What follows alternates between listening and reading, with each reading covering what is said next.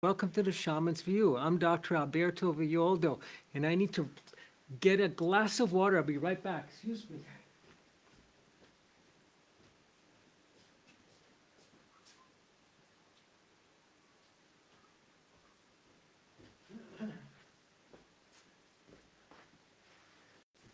Hello, I'm Alberto Villoldo, and welcome to the Shaman's View. Today we're going to be exploring journeying. Journeying is the shaman's practice. In the West, we have prayer. Prayer is a very beautiful practice. This is the practice of Christianity, Judaism, Islam, the three Abrahamic traditions. They practice deep, beautiful prayer as part of my daily routine. In the East, you find that the practice is meditation, contemplation. For the shamans, the practice is journeying. And journeying is a very specific, very technical practice that allows you to explore inner space, outer space, as well as hyperspace. So I like to spend a little bit of time exploring these. And journeying, by the way, is founded on the notion that we can step out of our particle state, of our physical particle state, and into the field. And into the quantum field where you experience that sense of unity and oneness, which is very beautiful. But beyond that, that's not the goal of journeying. That's just the reward for journeying. The object of it is to explore the field of universal consciousness, the quantum field. So there's a couple of important elements we need to keep in mind is that the field has certain characteristics. One of them is non-locality. Non-locality means that once you step into the field, you're not anywhere in particular. You're everywhere. Events are non-local. They're not local to one physical location because we're not in physical space-time. Not in physical space-time anymore. And this is a concept from physics that's really important for us to hold. That time and space are interconnected. They're interrelated with each other. Modern physicists call it space-time. And in the Andes and indigenous peoples, they understood this without having access to mathematics. And they called it Pacha. And Pacha means exactly that, space-time. So when you step into the field, you're no longer in ordinary time. You're in timelessness. And the quality and characteristic of the field is non-locality, to space or to time. And for the shamans, this meant that you could influence events at a distance. Because in hyperspace, outside of ordinary space-time, everything was adjoining each other. Everything was one.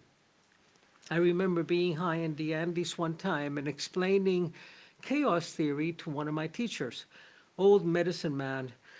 And chaos theory says that the tropical storm in the Caribbean was actually started by a butterfly that flapped its wings in Beijing. You've all heard about chaos theory. And this butterfly that flapped its wings caused this tropical storm. So that when I finish this explanation, the shaman turns to me and says, "Show me." And I say, "What do you mean show you? This is physics. I can't show you." He says, "No, if you can talk about it, it's because you can do it. Come on." And I had a brand new PhD. So he says, "Come on, flap your little doctor wings and heal somebody in China." And I said, "I can't do that." He said, "I can." Because of course he came from a tradition that was not founded on information like mine was, but it was founded on wisdom and on knowledge. And wisdom meant that you didn't settle for knowing that water was H2O. You had to learn how to make it rain as well. You wouldn't settle only for a diagnosis. You had to be able to heal. You wouldn't settle only for an explanation of chaos theory and quantum physics. You had to be able to flap your little doctor wings and heal somebody in India. You had to grow corn with it. So this is one of the qualities of the field, is that it's non-local to there's no distance, but there's also no time. And it's easier for us to understand this notion of no separation. But the fact that time is such a flexible entity that has really no foundation in reality, but it's a function of our being in a physical, biological form. When you step into the field, everything is happening all at once. There's only the now. The past and the future converge in the now.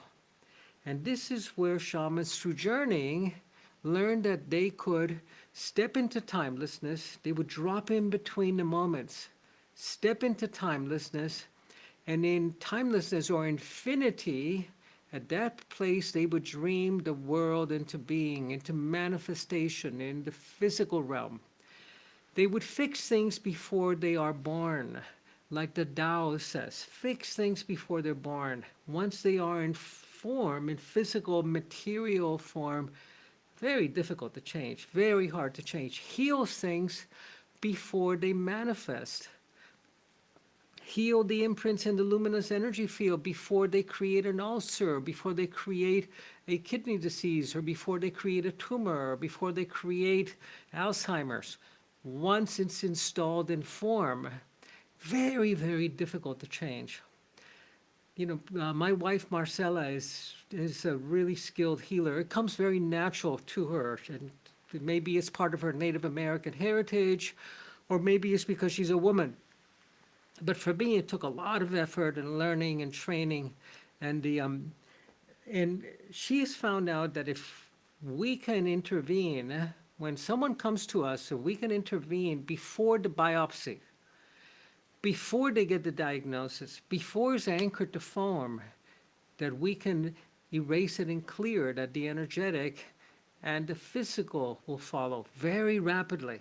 But once the biopsy results come in, once it's diagnosed, once it's installed in the world of matter, it's so much harder to change. So the practice for the shamans is journeying. And journeying had to do with stepping outside of time. And we're going to learn how to do that today. So the fascination of native peoples, the Maya, the Hopi, the Shoshone, the Inka, the Aztec, their fascination was time. They were fascinated by the exploration of time in the same way that we're fascinated by the exploration of space. And this goes back to the myth of creation, to the myth of origin. As an anthropologist, I learned when I was working in the Amazon that if you wanted to learn about the quality and the psychology of a people, you asked them about their first story, about the story of creation or origin. So the mythology of origin in the West is that we lived in this paradisical garden where we walked together with God and we spoke to the rivers and the trees, and the rivers and the trees would speak back to us, and God would as well, and we were deathless. We would not die, because death is haunting us today because we have been exiled into time. We were outside of time, and we were not haunted by death. And then, of course, we were kicked out of the garden and kicked what I would call into time itself, that is haunted by death because time runs out. So if you want to learn about the psychology of a people, you ask them about their story of origin. And our origin story in the West is about the division of space. And stay with me for a little bit, because it's important that we understand the foundations of these practices and not just have an experience without having the depths and the roots that a really solid tree requires. The creation story in the West is about the division of space. On the first day, God separated the waters above from the waters below. The second day, separated the dry land from the waters, the division of space, the separation of space. The origin story of the Maya, for example, is about the separation of time, the division of time, so that their story of origin has, as a result, the creation of a calendar.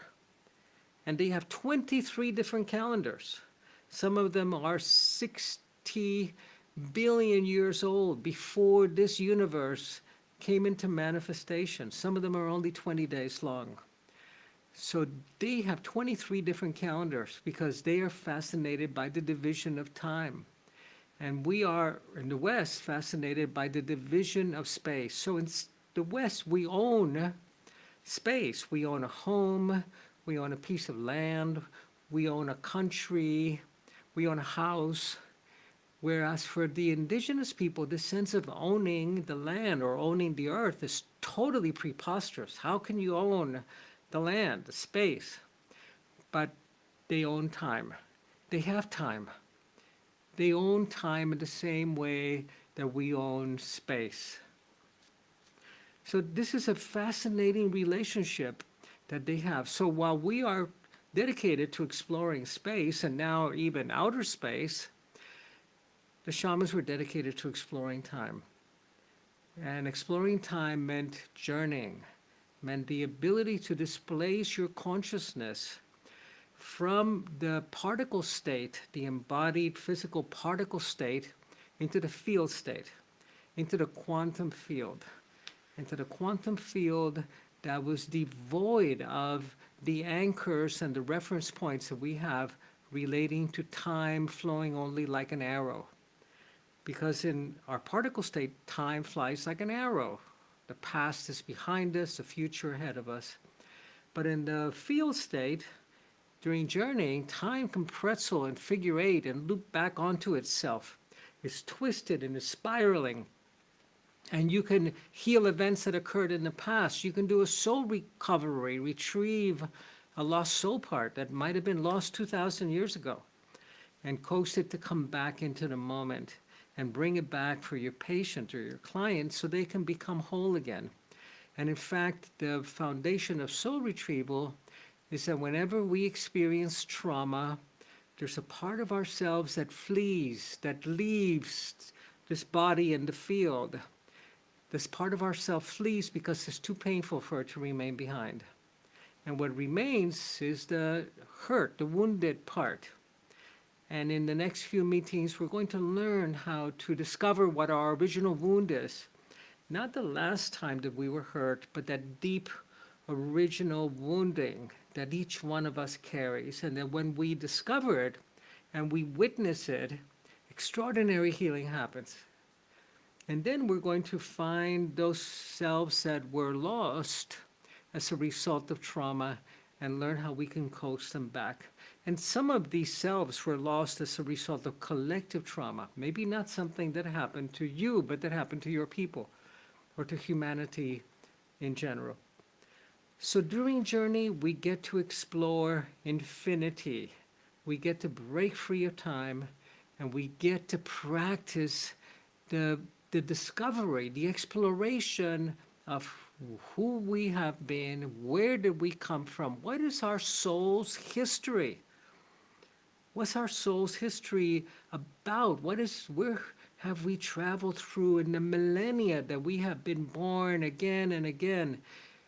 And of course, in the West, when you're fixated on space and you don't believe that we have been born before, there's the only exploration that we have in time is to go back to our childhood, or to what happened when we were 4, or to the birth trauma that we may have suffered. But we want to go back to the source, discover who we are, where we came from, and who we are becoming. And this is a fascinating exploration, as rich as the exploration of space is, and perhaps even richer. But to do this, we have to create safety. We have to create sacred space and call on the 4 guardians and install them in the 4 directions so that they protect our bubble, our luminous bubble so that we can come back into this space-time reference that we call the body, that we call Alberto in this moment in history. So we need to create a very safe and protected space, and we do this by calling on the four guides, on the four great archetypes that we have developed a personal relationship with. So let's begin by doing this. Let's begin by calling on the spirit of the serpent, of the jaguar, of the hummingbird, of the eagle, and of heaven and earth, so we can create a bubble of timelessness that we can step into. So if you have if you have your Florida water, if you have your rattle, take a moment, bring it. If you have a candle, let's do that. Let's light a candle, or you can do this later at home. I'm going to get my rattle.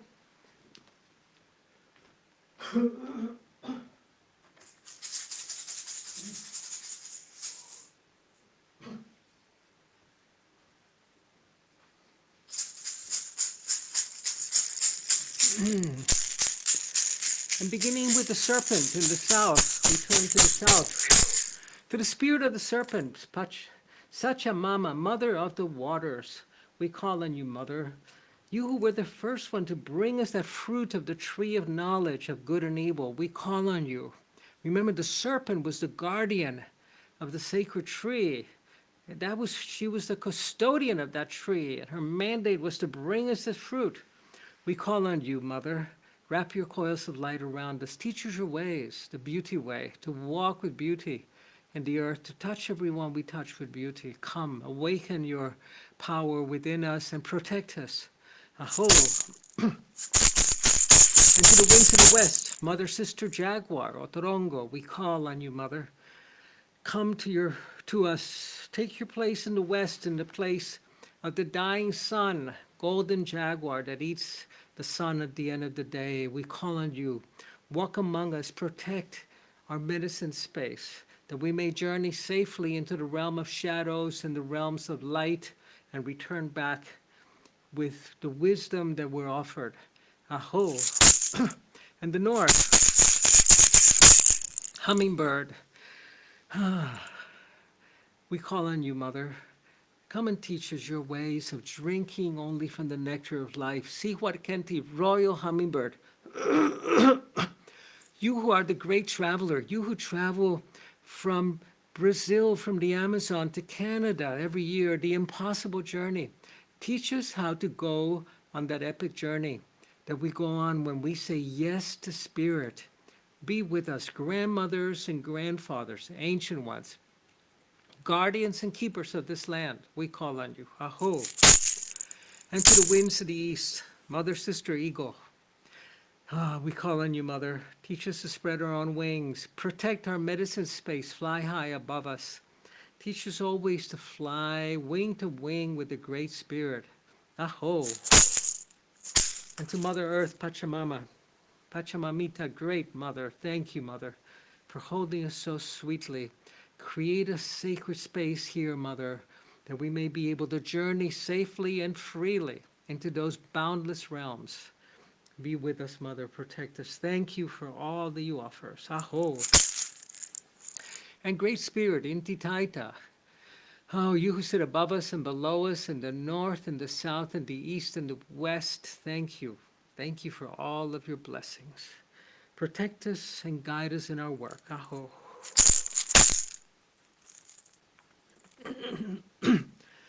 Creating sacred space is essential, absolutely essential, because we create a balanced sphere with nature, with the ecosphere.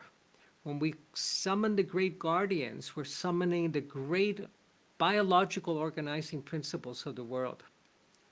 And next, we want to create the second kind of sacred space, which connects us to the noosphere. Not to the ecosphere, to the ecology, but to the noosphere, to that distinctly human and transhuman realm that we're connected with. And we do this by expanding that eighth chakra that is above our head, by opening what they call in the Andes the Viracocha. Viracocha means God. opening that part of us that is divine, expanding it and enveloping us. The eighth chakra exists outside the body, but within the luminous energy field. And the object of the eighth chakra is to, when we die, we upload the information from each of our 7 chakras into the eighth chakra.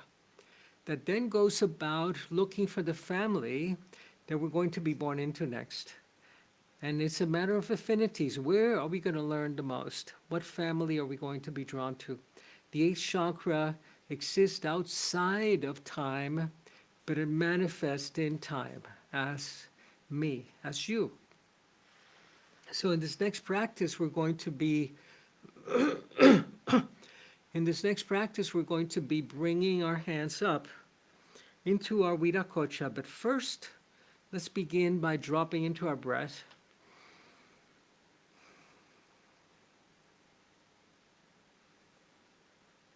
And then on an in-breath, beginning to bring your hands up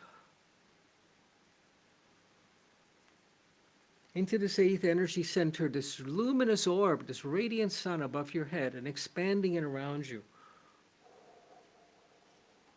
This is the light that we see around the Buddha, that we see around the Christ.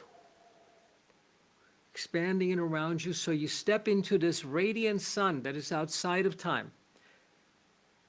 And you step into infinity, into timelessness. It's that easy for the shamans. They discovered not only how to describe space-time, but how to enter it. And this is what's always fascinated me about the shamanic traditions, that they're not only descriptive, they are technical, they tell you how to do it. That's what we're really interested in. Not just describing quantum physics, but how do you become a quantum being? So these are the 2 steps. And the next one is the breath. We need to enter a heightened state of awareness, a heightened state of consciousness that we enter through the breath. And remember that the breath is that part of our physiology that we're able to regulate, that we're able to control, but we cannot stop breathing.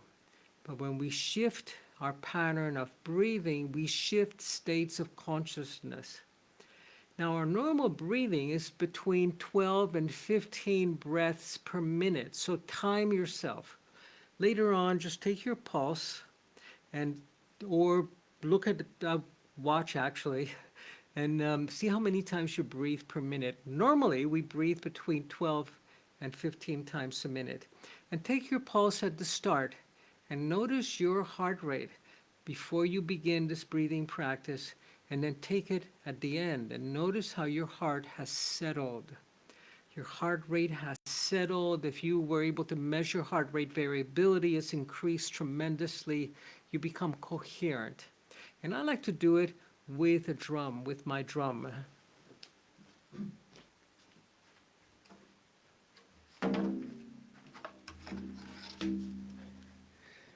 Oh, I redesigned the studio today, so everything is now where I needed it to be. So we're going to use the drum to guide us. We're going to be inhaling to a count of 4, holding to a count of 4, releasing to a count of 4, and holding empty to 4. So first take a deep breath and exhale. And now inhale to 4. 1, 2, 3, 4. Hold to 4. 2, 3, 4. Exhale to 4. 2, 3, 4. And empty to 4. 1, 2, 3, 4. Inhale to 4. 1, 2, 3, 4. Hold to 4. 1, 2, 3, 4. Exhale to 4. 1, 2, 3, 4. Empty to 4. 1, 2, 3, 4. Inhale to 4. Hold to 4. It's at the top and the bottom of the breath that we escape time. Exhale to 4. 1, 2, 3, 4, empty to 4. Inhale to 4, 1, 2, 3, 4. Hold to 4, 1, 2, 3, 4. Exhale to 4, 1, 2, 3, 4. Empty to 4. Inhale to 4. Full to 4. Exhale to 4. Empty to 4. Inhale to 4. Hold to 4. Exhale to 4. Empty to 4. And now inhale deeply. And exhale. And you've gone from breathing between 12 to 15 times a minute, which is the hyperexcited, fight or flight related breath that our news and the world keeps us in. You've dropped to 3 breaths per minute. To 3 breaths per minute. This is the breathing pattern that's required for journeying. This is the breathing that's required. And I'd like you to continue breathing sweetly, gently, softly. And reinforce your expanded Viracocha. Come back to your heart. Hands to your heart center. Inhaling into your Viracocha, into this radiant sun. Exhaling and expanding it around you. Enveloping yourself in this field of timelessness, where there's only one of us in spirit.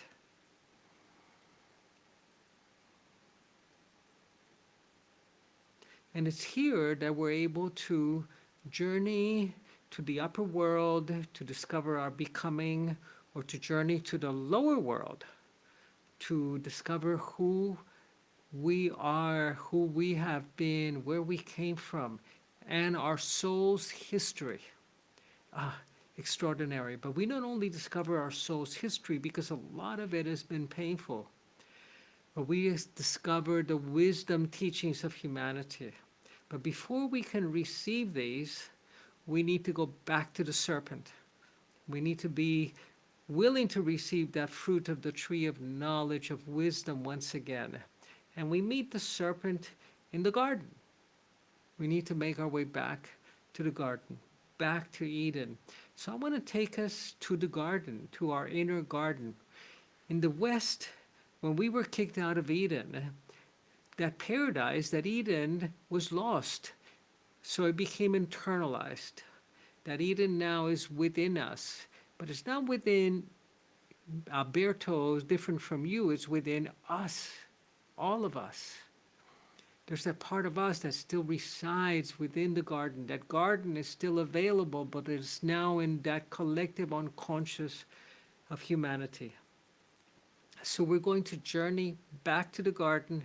We're going to meet the spirit of the serpent, and we're going to ask the serpent to take us to that chamber of grace, to meet that part of us that always remained in grace, which is that part of us that always remained in the garden.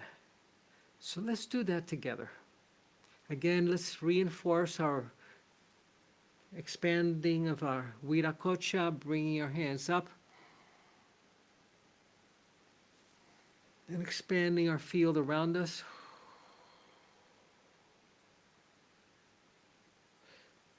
Let's do that again, and now let's expand our field around each other. Bring our hands up on an in-breath to that 8th chakra. And let's hold it around all of us. Some of us are present here in person during this, the time you're watching, and some of us will be watching it later than you, or maybe earlier than you did. But in timelessness, we're all here together around a holy fire. We're all in the quantum field together. Our journeying is going to be with the aid of the world tree, with the great world tree that we could use to take us into the depths of the soul, going down into the roots, or we can follow the uppermost branches of the world tree to take us to the upper world, to the realms of our becoming and the journey beyond death, the places that we have to transit through as we make our way back to the world of spirit. So join me in this journey as we come and discover the world tree. The location of the world tree is secret. It's secret. The Mayans believed that it was in Tula, in a place in Mexico called Tula.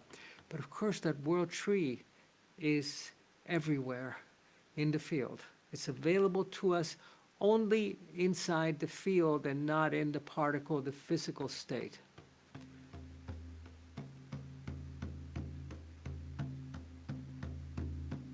So I'd like you to close your eyes, take a deep breath, and imagine yourself in a meadow, a beautiful meadow.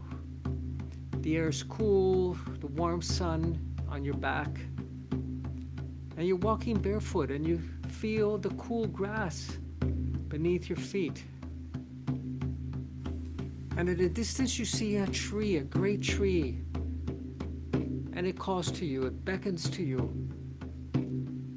And you make your way towards that great tree. And as you draw close, you realize it's the world tree, the sacred tree. It's a tree of wisdom. And as you come very close to it, you feel the humming of the roots beneath your feet.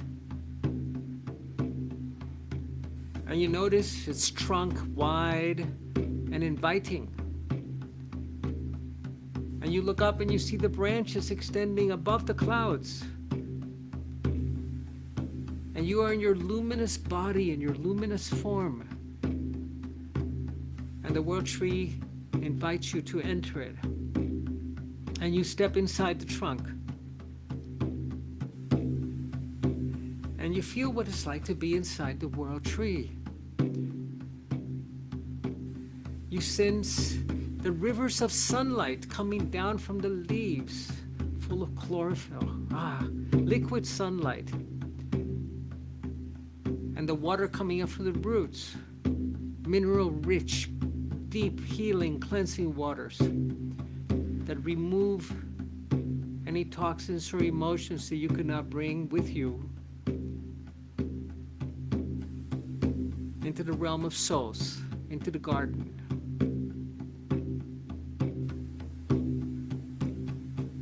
And when you're ready, I'd like you to begin descending. Follow one of those rivers of light down towards the roots, going below the surface, allowing that great big taproot to take you down. Past the giant boulders, past the rich, moist earth, deep into the earth. That giant taproot of the world tree, deep into the belly of the mother of the earth, until it ends on an underground river or stream where it drinks from. And step into this stream, step into this underground river and lie on it. And feel the cool water washing through you, cleansing and taking away any energies, any heaviness that you may not bring with you back to the garden. Let it cleanse you and heal you. And when you're ready, let the current take you deep into the belly of the earth, these pristine waters, and to wash you onto the shores of a sacred garden. And stand up and look around you. There is a light. Welcome to your garden. And step onto the banks and notice how there's a forest to one side, a mountain towards another direction, a meadow in front of you, the sand And I'd like you to walk onto the meadow, past the flower beds. This is where you can come to renew and to heal and repair, to go back to the garden, back into communion with the rivers, with the trees, with spirit, to that place that we inhabited a long time ago. And I'd like you to make your way into the meadow and notice the beauty of your garden. Notice the beauty of your garden. And in the middle of a meadow, there's another tree, a small, beautiful fruit tree. And coiled around that tree, the trunk of that tree, is a serpent. A serpent that we have learned is the embodiment of the feminine, of passion, of sensuality, of the Kundalini in the East, of the Nagas, of the Tibetans, the protectors of the great treasures, the wisdom keepers. The goddess always had serpents coiled around her arms. The serpent, the symbol of fertility, of sexuality, of passion, and of wisdom. And there's a boulder in front of that tree. And I'd like you to sit in that boulder. And I'd like you to look at this fruit tree. Look at the ripe fruit hanging there. And notice the serpent coiled around the trunk. And I'd like you to ask her, who are you? What are you doing in my garden? I am the guardian, she says. I am the guardian of the wisdom. And ask her to tell you what you need to shed, the same way that she sheds her skin. What beliefs, what notions, what ideas you need to let go of to recover your grace, to be able to reside again in the garden. What needs to die? What needs to be born? What's ready to be born today? Ask her. Don't be afraid of her. Her poison is actually an elixir, but don't go there. Ask her. Great serpent, you who were the first one to bring us that fruit of the tree of wisdom, what wisdom do you have for me? What can I do to recover my grace, my innocence, my communion with myself, with spirit? What in me has to die? What in me has to be born, is ready to be born?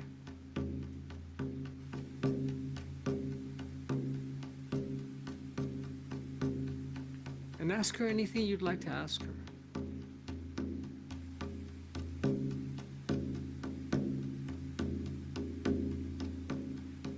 And ask her perhaps if you should eat again of that fruit.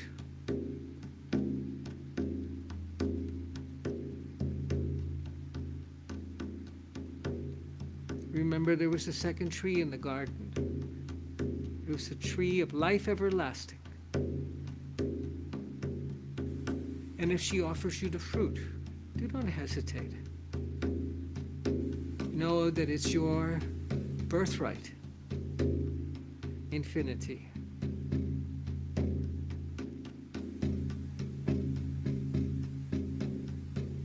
And I'd like you to see that on the other side of that tree, there's someone approaching towards you.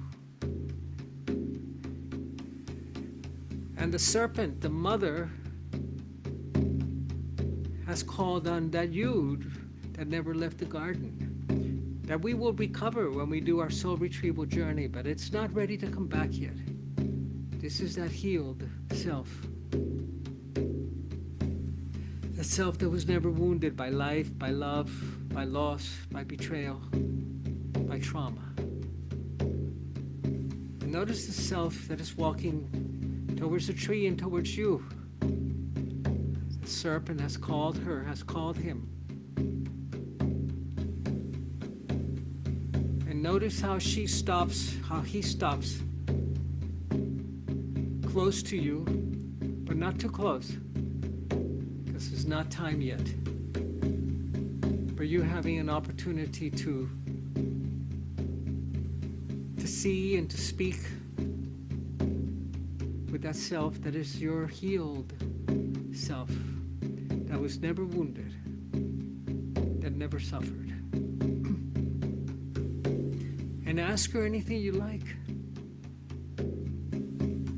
And tell her, tell him, I'm coming. I'm coming to meet you and to invite you to come with me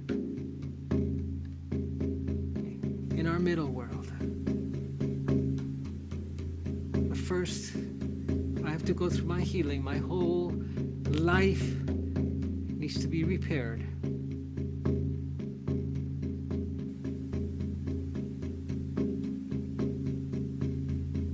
First, I must recover that which I have lost. And bow to yourself, to that self that is the healed part of you that's been waiting for you for so long. For so long. And vow to come back. And notice how this healed you, that's always been in grace, turns and walks away.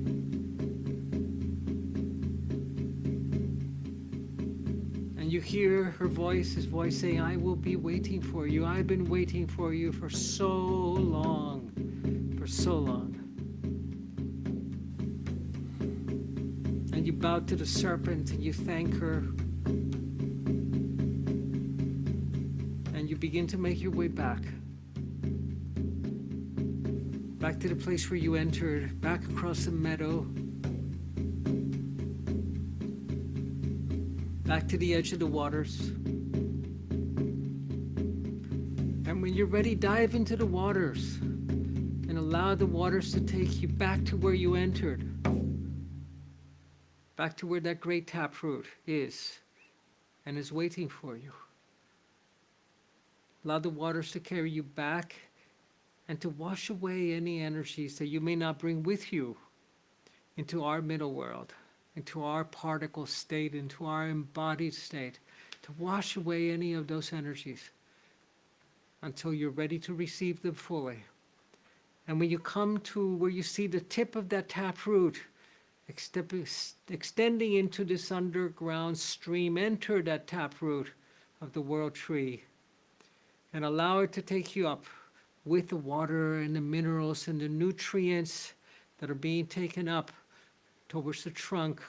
Make your way up along that great taproot, sensing how it gets bigger, stronger, and wider, past the great boulders and the rich, moist earth, and above the surface again into the trunk of the world tree.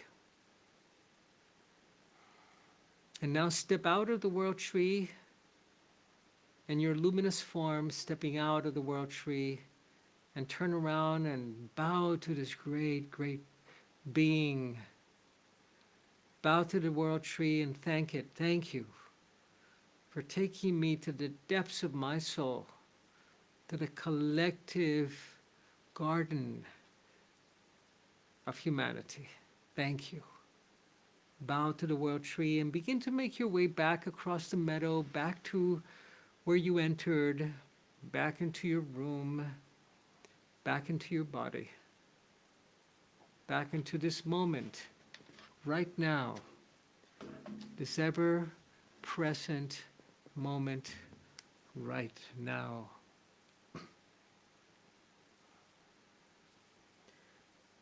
And now I'd like you to collect the folds of your Viracocha, reaching to your sides and gathering this energy into a radiant orb again above your head, to a radiant sun above your head, and then bringing it into your physical body. Healing and informing your physical body from that source that informed your body since the day that you were born. Healing, repairing your physical form. And now releasing the guardians of the four directions, the ones that have kept the safety of your sacred space, beginning with the serpent. Thank you, Mother. Thank you. Thank you for teaching me your ways, for protecting our sacred space. Aho, the spirit of the jaguar. Mother, sister, jaguar. Thank you, Mother. Thank you for roaming around us, for protecting our sacred space, for teaching us the ways of the dark and the light. Thank you, great jaguar. And hummingbird in the north. Siwarkenti, royal hummingbird. You who are the great journeyer, thank you for teaching me the ways of journeying into the past, into the future. For teaching me the ways of drinking only from nectar. Aho. And to the east, Mother, Sister, Eagle. Thank you, Mother, for flying high above us, for protecting this room, this space, this community that has journeyed together, all of us. Thank you. Accompany us as we go back home to our villages, to our loved ones. Aho. And Pachamama, great Mother, thank you, Mother, for all of your gifts and blessings. And Father, Son, Inti Taita, oh, Grandmother Moon, to all the star nations, our star brothers and sisters, thank you for all the blessings you bring to us, and to all the lineages of medicine men and women of the past and of the future. Thank you for being with us. Aho.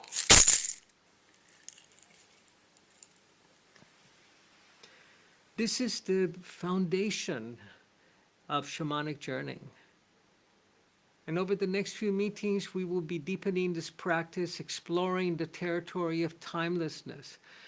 We will journey to the chamber of wounds first to discover that original wound. We each have an original wound that defines our journey through this life, that in fact has been defining our journey through life for many, many lifetimes, with different partners and different lovers and different children and different parents and different jobs and different joy and different suffering.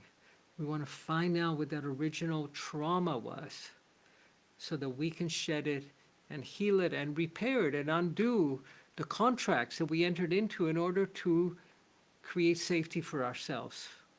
And then we're going to go back to that place of grace and find that part of us, a soul part that is ready to come back, not only to make us whole, but to help us step into a new destiny, to what our next destiny in this life, in this physical embodied journey is about. And then finally, we will go into the Chamber of Treasures to find the medicine that's being offered to us by life and by spirit today. And then, of course, comes the challenging task, which is how do we bring that into our journey through this middle world, through this embodied world. This is shamanic journeying, and this is the art of the shaman. Thank you for joining me for the Shaman's View. Blessings to you, and I look forward to continuing this journey with you. Aho.